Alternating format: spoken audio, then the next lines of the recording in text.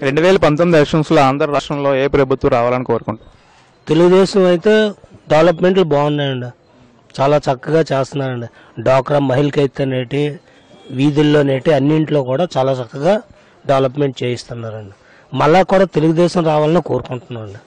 అదే డెవలప్మెంట్ పనులు ఎలా ఉన్నాయి సార్? బాగున్నాయండి, అన్ని దిక్కులో కూడా చాలా బాగున్నాయండి. తెలుగుదేశం చూడవలసిన పని లేదండి.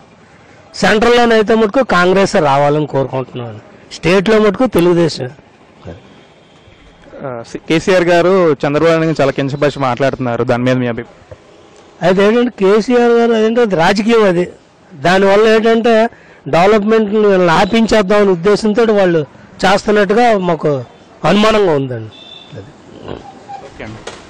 2019 ఎలక్షన్స్లో ఆంధ్ర రాష్ట్రంలో ఏ ప్రభుత్వం రావాలని కోరుకుంటారు? టీడీపీ అండి. ఎందుకని టీడీపీ రావాలని? టీడీపీ డెవలప్మెంట్స్ కంటే బాగున్నాయండి. వేరే ఎఫ్డీఐ ఇన్వెస్ట్మెంట్స్ రావాలంటే మనకు టీడీపీ రావాలా. స్టేట్ డెవలప్మెంట్, కొత్త స్టేట్ డెవలప్మెంట్ రావాలంటే టీడీపీ రావాలండి. డెవలప్మెంట్ పనులు ఎలా ఉన్నాయని సార్ టీడీపీ 4 years? బాగానే ఉన్నాయండి. 2019 ఎలక్షన్స్లో ఆంధ్ర రాష్ట్రంలో ఎవరు సీఎంగా రావాలనుకుంటున్నారు? మేము మాత్రం టీడీపీ చంద్రబాబు నాయుడు గారు రావాలనుకుంటున్నాం అమ్మా.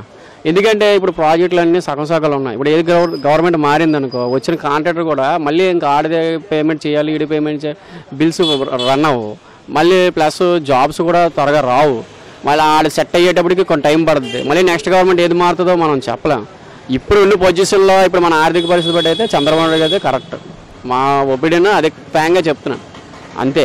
అలాగని ఏ పార్టీని తక్కువ చేయడం అనేది కాదు, ప్లస్ చంద్రబాబు వస్తే బాగుంటుంది అనేసి నా అభిప్రాయం.